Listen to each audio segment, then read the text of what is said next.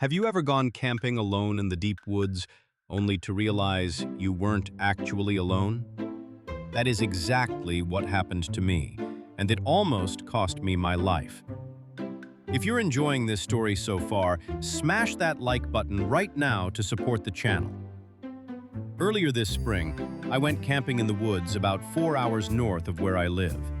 There was a small, hidden lake that I visited a lot. It was never crowded or well-known, which made it a perfect, peaceful getaway.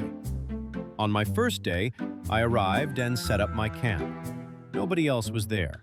The lake was small, surrounded by a grassy beach and dense woods, so I could see all around it. Shortly after arriving, I saw a man step out of the woods on the opposite side and set up a tent. He looked like a normal camper and kept to himself at first. But before sunset, I saw him walking around the lake toward my campsite. He smiled and introduced himself as Thomas. He said he saw me across the lake and wanted to say hi since we were both in the middle of nowhere. We talked for a while, and he was actually really cool. Thomas was 26, my age, and we both loved this spot because it was so secluded. After 30 minutes, he went back to his side as the sun went down. But here is where things started to get weird. Nothing else happened that night, but the next morning, we hung out for most of the day. He shared a six-pack of beers with me, and we sat on the beach having good, casual conversations. When we went back to our tents at the end of the day, I sat by my campfire, happy I had met Thomas. He seemed like the perfect camping buddy for future trips. As it got later, I was getting ready to put out the fire and go to sleep when I saw Thomas walking around the lake. His fire had been out for a while, so I thought he was sleeping, but apparently not. He walked up to my fire, and right away something felt different about him. I asked if everything was good. He smiled, suddenly acting normal again, and asked if I wanted to see a cool spot he found with a great view. I said it was pretty late to go out, but he promised the view was amazing because it was dark out. He hyped it up so much that I felt like I couldn't say no. What was the point of camping if I passed up the views? Now this is where it gets crazy. If you want to see what happens next, hit subscribe and tap the bell so you don't miss the next video. I got up and followed him to the other side of the lake, then walked behind him into the woods. There was no path or trail at all, so I quickly realized Thomas must have been here many times before to know the exact way in the pitch black without getting lost. We walked for 15 minutes before he slowed down. He pointed ahead and smiled, but when I stepped forward, I didn't see a view. I saw a small, ruined structure. It was an old, abandoned RV or camper that had been rotting in the elements for years, covered in thick moss and rust holes. I turned to look at Thomas, but his face was now cold and empty. He looked like a completely different person. I asked him what this was, but he didn't answer. Feeling a rush of fear, I looked around, and that is when I heard the rusty metal door swing open behind me. I caught a split-second glimpse of a shadow rushing out of the darkness before I turned and ran. Behind me, the heavy footsteps of Thomas and this second stranger echoed through the night, gaining on me. I pushed my body to its absolute limit, crashing through branches until the sounds of their pursuit finally faded.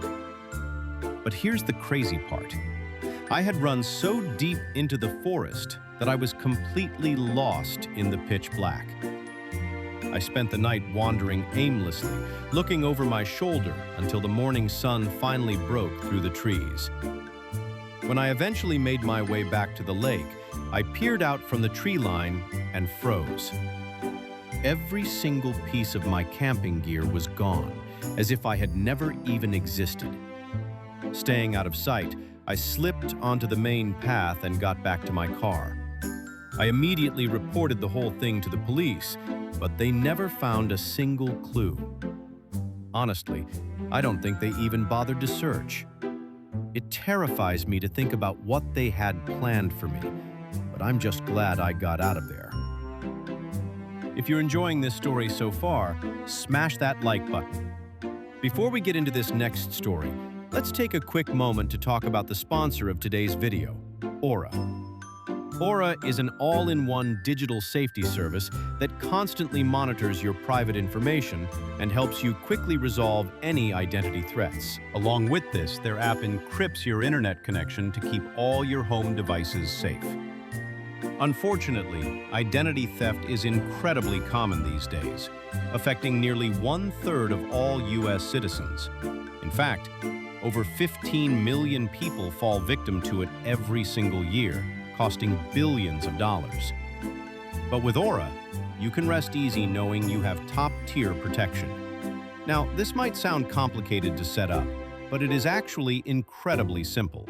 I signed up in less than 5 minutes, and after signing up, I was able to scan the web and delete my personal details from data brokers, scam lists, and the dark web with just a couple of clicks.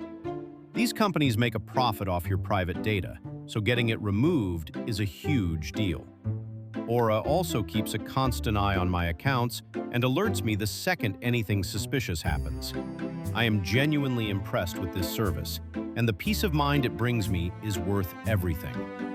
Go to aura.com/whispered or scan the QR code on your screen right now to get a free 14-day trial. This lets you check if your info has been leaked and start protecting your digital life today. Seriously, give it a try and keep your identity secure. Also, hit subscribe and tap the bell so you don't miss the next video. Now this is where it gets interesting. I was backpacking along a remote route I found deep inside Cascades National Park. It was a challenging out-and-back trail, taking 3 days to hike in and 3 days to hike back out. I didn't know a whole lot about the area or how busy the trail got, but on these long wilderness hikes, that rarely matters since you almost never run into another soul anyway. However, on my 3rd day out, things took a turn. I walked past a small campsite and noticed a man sitting right outside his tent. I decided to take a quick break, and we ended up chatting for a while. He told me he was camping there for the evening and planned to head up to the peak of the trail the next morning. I let him know that the peak was my destination for today, so we would likely cross paths again once he made it up there. After our brief chat, I headed off to set up my own camp for the next 2 nights. The scenery at the top was unlike anything I had ever seen in my life, making it the perfect spot to rest and enjoy the view. Not a single soul crossed my path that entire day. When night fell, I was still completely alone at the campsite. I couldn't help but think about the hiker I met the day before. He told me he'd be reaching this exact peak today, but he never showed up. I figured maybe he changed his mind, turned around, or just decided to stay another night at his previous spot. The next morning, I packed up my gear and started my way down. I got a late start, so my goal was just to reach his campsite before dark. My body was incredibly sore for some reason, which slowed me down, and the sun started setting faster than I expected. I turned on my headlamp and kept walking through the dark for another hour until I finally saw the campsite. But here's the crazy part. The man's tent was still sitting there, fully set up, looking like it hadn't been touched. Knowing he planned to keep moving, and knowing how weird it is for a backpacker to leave their tent set up in one spot for days, I called out to see if he was okay. No one answered. I walked a little closer and called out again, saying I just wanted to make sure he was all right. That's when I noticed the tent door was halfway open, and the inside was empty. I got a heavy, sinking feeling in my chest, like my body was warning me that something was terribly wrong. I stood there, scanning the dark woods, searching for any sign of him, but there was nothing. By the way, if you want to hear more stories like this, make sure to hit subscribe and tap the bell so you don't miss the next one. Then, I saw a tiny flicker of light far off in the trees. I walked toward it, stepping about 40 yards away from the camp before I found what it was. It was a headlamp lying on the dirt, still turned on but barely glowing because the batteries were almost dead. Right then, I felt eyes on me. I looked up and saw someone standing just 10 yards away, hiding behind the trees, watching my every move.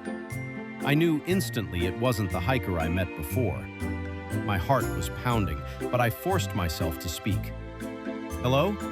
Do you need help?" The figure didn't move or say a word. Terrified, I muttered, "I'm sorry, I'll go," and backed away quickly to my gear. I hadn't unpacked yet, so I threw my pack on and ran out of there. As I walked away, the headlamp on the ground suddenly clicked off. I kept walking in the dark for another 3 miles until I reached the next camp. Now this is where it gets interesting. I reported everything to the rangers as soon as I got back to civilization, and sadly, my worst fears were confirmed. The man I had talked to was officially missing. The search teams found almost no clues or tracks to follow, and looking for someone in the deep wilderness is nearly impossible. The mysterious stranger I saw standing in the dark is probably the only one who knows what happened to him. But we can all guess the dark truth of what really went down out there. But that wasn't the only time I had a creepy encounter in the woods. Near my hometown, there is a massive forest filled with hiking trails and campsites. A few years ago, I went back to visit my family for a week and decided to go on a quick solo camping trip. I only packed some basic gear since I wasn't planning on doing anything too extreme. My goal was simple: find a nice spot, pitch my tent, and spend a night or two in nature. I started walking down a random trail that I picked on a whim. I knew most of these paths eventually led to a scenic pond a few miles in, so I figured that's where I would end up. But after walking 5 or 6 miles, I realized this trail was heading in a completely different direction.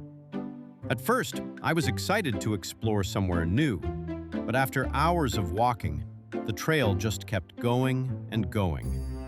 It felt like an endless path leading to absolutely nowhere. After a while, my legs were shaking from exhaustion, so I had to find a flat spot right off the path to set up camp for the night. The sun was already dipping below the trees, which meant I was in a massive rush to pitch my tent and build a fire before total darkness took over. Honestly, I only had a few minutes left before the entire forest went pitch black. Once the fire was going, it lit up a small circle around me, but I couldn't see anything past 20 feet. I just sat there, boiled some water, and made a warm cup of tea to try and calm my racing thoughts. If you are enjoying this spooky journey so far, please smash that like button right now. About an hour must have passed in complete silence, and it was now the middle of the night. That is when I suddenly heard heavy footsteps coming down the path. At first, my mind jumped to the worst option, like a bear or a cougar. But as the noise got closer, I realized it was definitely a human. I listened closely as they walked, and eventually, a dark shape appeared near the edge of my firelight. I was just a bit too far from the path to see any real details. All I could tell was that it was a very tall figure carrying a large backpack. They did not even slow down. They just kept walking straight past my camp. But here is the crazy part. As the sound of their footsteps faded away, I realized they did not have a flashlight. Who hikes in a pitch-black forest at night without a light? Still, since they had a big backpack, I figured they were just an experienced hiker who knew what they were doing, so I tried to brush it off. I sat by the fire for another hour, waited for the embers to die down, and then crawled into my sleeping bag. But wait, it gets even creepier. In the middle of the night, I woke up because I really had to pee. I tried to ignore it and go back to sleep, but it was impossible, so I unzipped my tent, stepped out into the freezing air, and walked about 20 feet away. I did my business and turned around to head back. But then, out of the corner of my eye, I saw something move on the other side of my tent. The moonlight was super dim, but my gut instantly told me it was a person. If you want to see how this ends, hit subscribe and tap the bell so you don't miss our next scary story. I slowly walked back to my tent, keeping my eyes wide open and scanning the dark trees. I reached inside, grabbed my backpack, and pulled out my flashlight. I clicked it on, and the bright beam immediately landed on a person standing right by the trail. It was the same tall figure from earlier. The second the light hit them, they bolted behind the trees and vanished. The forest went completely silent again. I stood there frozen for a whole minute, shining my light into the dark, before realizing I had to get out of there immediately. I packed up my gear as fast as I could, leaving my cheap tent behind, and hurried toward the trail. But when I reached the spot where the person had been standing, my heart